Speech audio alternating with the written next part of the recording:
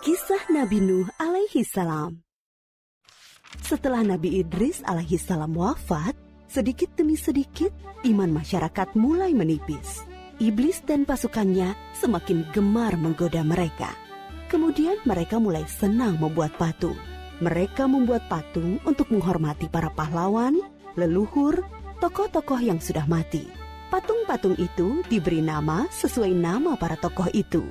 Dari sekedar penghormatan, lama-kelamaan mereka mulai menyembah patung-patung itu. Mereka percaya bahwa patung-patung itu mempunyai kehebatan dan kekuatan yang bisa melindungi dan menentukan nasib mereka. Di antara patung-patung yang disembah itu, ada 5 yang paling mereka agungkan, yaitu Wa'ad, Suwa, Yahud, Yauk, dan Nasr. Inilah asal mulanya manusia menyembah patung dan berhala. Tentu saja, ini semua hasil pekerjaan iblis dan pasukannya yang berusaha sekuat tenaga menyesatkan manusia agar tidak menyembah Allah dan masuk neraka bersama mereka.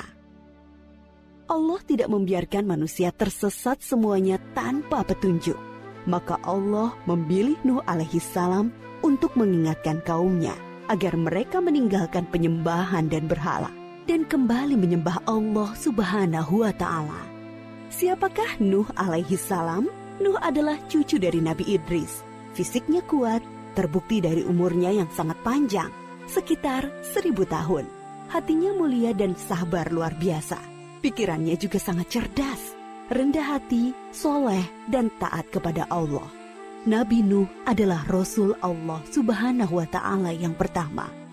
Sebelumnya, Allah hanya mengangkat nabi-nabi saja. Mulailah Nabi Nuh berdakwah kepada kaumnya. Nabi Nuh mengajak mereka untuk memohon ampun atas dosa-dosa mereka dan kembali menyembah Allah agar tidak terkena azab dari Allah.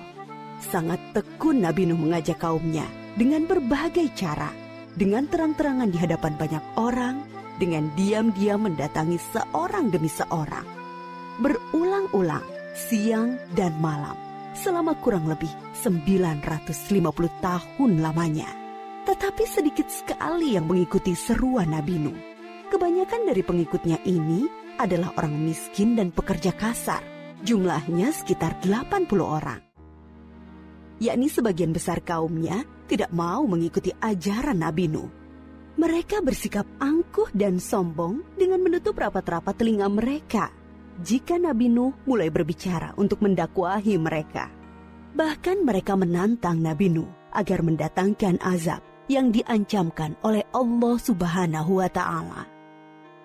Nuh, sudahlah, berhenti bicara. Percuma, kami tidak akan percaya. Sekarang begini saja, datangkan azab itu pada kami jika kau memang benar. Kami yakin tidak akan ada azab yang menimpa kami karena kelakuan kami. Kau hanya berdusta. Hahaha. Nabi Nuh mengadu kepada Allah tentang pembangkangan kaumnya yang keterlaluan. Allah berfirman bahwa memang pengikut Nabi Nuh tidak akan bertambah. Hanya 80 orang itu saja.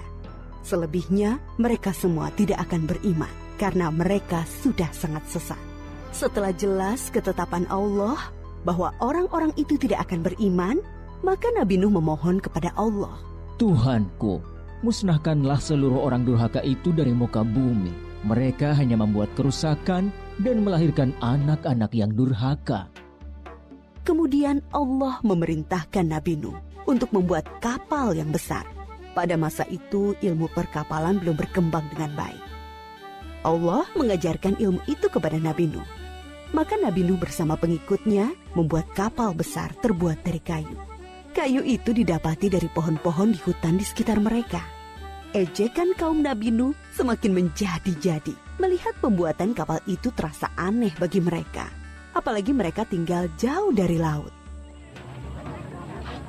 Lihatlah, Terbukti bahwa Nuh gila. apa itu? Bikin kapal ya? Untuk berlayar di hutan. Nabi Nuh dan pengikutnya bersabar dan tetap tekun menyelesaikan kapal itu. Akhirnya kapal besar itu selesai. Inilah kapal besar pertama yang dibuat oleh manusia. Kemudian Allah memerintahkan untuk mengumpulkan binatang-binatang sepasang-sepasang, jantan dan betina. Semua diangkut ke dalam kapal bersama orang-orang beriman. Semua keluarga Nabi Nuh, termasuk yang diangkut ke dalam kapal, kecuali istri dan salah satu anaknya, Kan'an. Mereka tidak mau masuk ke dalam kapal. Mereka tidak beriman dan termasuk orang durhaka. Sementara itu, langit menjadi gelap. Angin bertiup kencang, petir menggelegar. Hujan turun sangat lebat. Dari dalam tanah memancar air yang semakin deras. Juga dari dalam rumah-rumah penduduk, dari dapur-dapur mereka. Dengan cepat, air membanjiri bumi. Makin lama makin tinggi, menenggelamkan rumah, pohon-pohon, dan tentu saja orang-orang di luar kapal Nabi Nuh.